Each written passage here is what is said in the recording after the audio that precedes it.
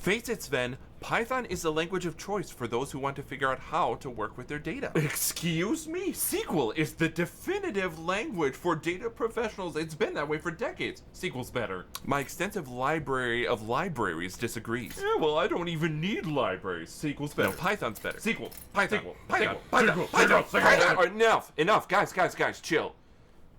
I understand you're both very passionate about picking your programming languages, but you're comparing apples to oranges. There's no way the two of you are going to agree.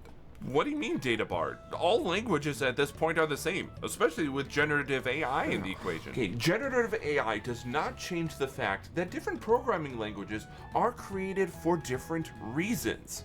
There's one key variable that both of you are ignoring in your debate.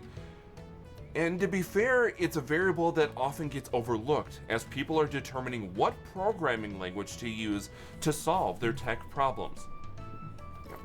To solve that debate, let's cover this important variable on our video today, as we talk about the importance of understanding programming language generations on today's chapter of Data Bard. Data Bard.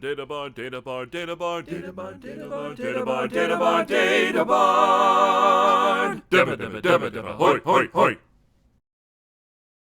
In the current world today, where there are so many vast technology available to support working with data in various capacities, it's not all that surprising that people are trying to weigh the pros and cons of different solutions that are available.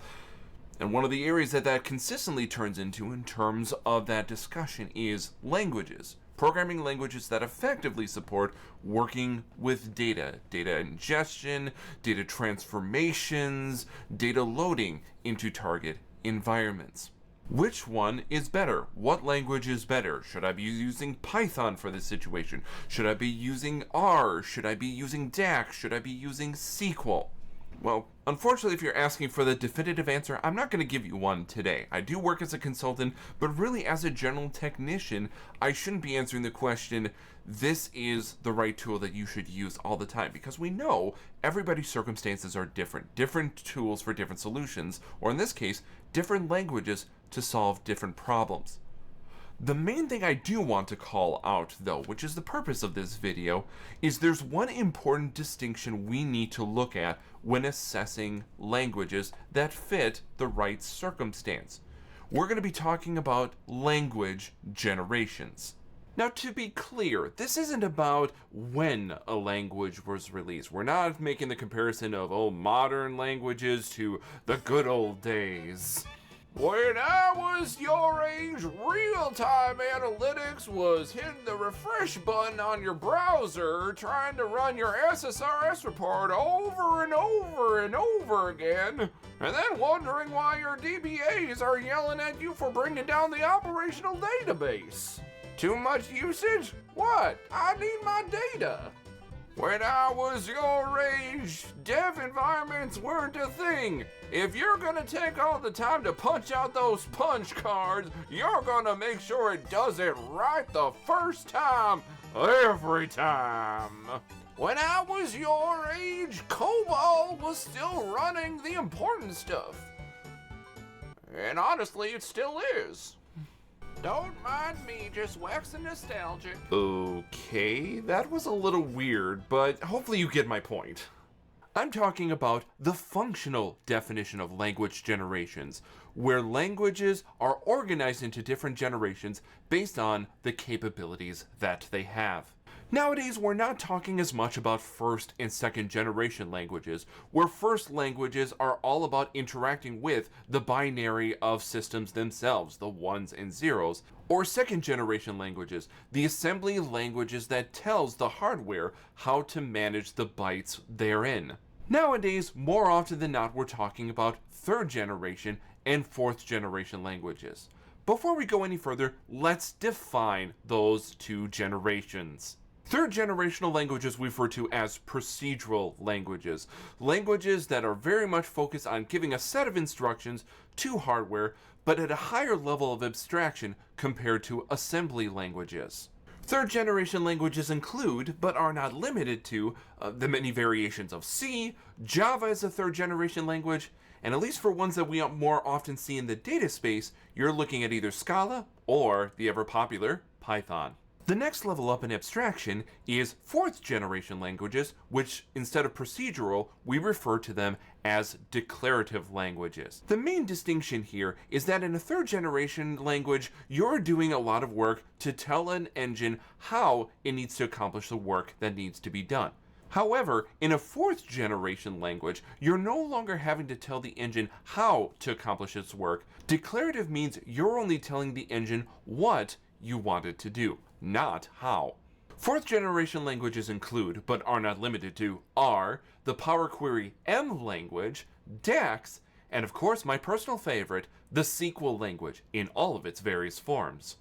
From here, we can quickly establish the fact that making that comparison between languages in different generations isn't an easy comparison to make because the layer of abstraction is different. Where a third generation language may require more effort to get data processed in the way that you want it to compared to doing the same thing in a fourth generation language, on the flip side, a third generation language is going to have more flexibility on how things are done because fourth generation languages, while simpler because they only have to say what you want back, it also means they are more reliant on the engine itself performing work and understanding what you are declaring in your fourth generation queries. So comparing Python to DAX as far as relevant ways to do data transformations, it's not an easy comparison to make. In the Python language, if I want to do a transformation, I have to tell it where to get the data from, put it into an object, and then use a particular object that has functions available to transform the data the way that I want to, and once that data is transformed, I need to store those results back somewhere to get the end result that I'm wanting. Compare that to something like DAX, where DAX runs in an environment that already knows where the data is. It only needs to address where the information exists, what transformation that needs to happen, and that's it. Here's how I like to think about it. Think about third generation languages as there's really just one unit or one developer that's performing all of your operations. Data ETL processing and consuming that data, presumably with writing something like Python code. In comparison, the SQL language, we really break into two sections of the language. Data definition language, which is more about how the data itself is structured and how the engine needs to maintain that side, separated off from the data manipulation side. A person writing the data manipulation side of the SQL language doesn't need to understand the details about how the SQL tables are structured or about how the data is actually stored on disk. All they care about is what data do I need out and in what form do I need it. What this allows is that fourth generation languages allow for really two roles to exist when interacting with the language. One that is more focused on admin operations, and the other more focused on end user capabilities. And I don't mean this as just general conjecture. This is why fourth generation languages were created. Go back 5 decades when COBOL was one of the primary languages for working with data in the form of mainframes. COBOL was a very functional language, but the problem it had was it was too reliant on people who understood computer science and procedural operations. That means the number of people who could use the language was limited to just those people. It was for that reason that Cod had the idea of the relational model, and Chamberlain and Boyce built the initial SQL engines based off of Cobb's idea. The intention wasn't to create a new technical language that was used by technicians only. The purpose of the language was so that a wider audience, people who understood mathematical relations and mathematical calculations, could utilize this language to do that without having to understand the procedural side of languages. In a theoretical sense, fourth generation languages should be more easily usable by a much wider audience of people in the world today than third generation languages. That doesn't mean that third generation languages don't have value. Of course, they still have the flexibility, and we still need that procedural understanding, that computer science understanding to move our solutions in a positive direction. But the fourth generation language is not about that. They're about increasing the number of people that can utilize this. All the more so why everything with artificial intelligence and why that's so prevalent today, same reason. We're trying to expand the number of people who can do more sophisticated things than they could with earlier generational languages. What then is the major takeaway from today's video? Well, as you think about your career and where you wanted to go from here, when thinking about adding a programming language to your tool belt, carefully consider what is the generation that that language lives in, and does that fit what you want to be able to do in your work? Do you want to be able to have finite control about the specific operations that happen, how they progress, what things you can do in there in terms of performance optimization? Is that where you want to go? Maybe consider adding a third generation language into your tool belt.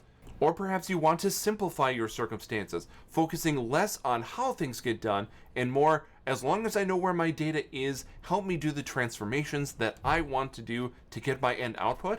Consider working with a fourth generation language. They're intended to take some of the procedural logic and hand it off to the engine so you can focus on your end outcomes.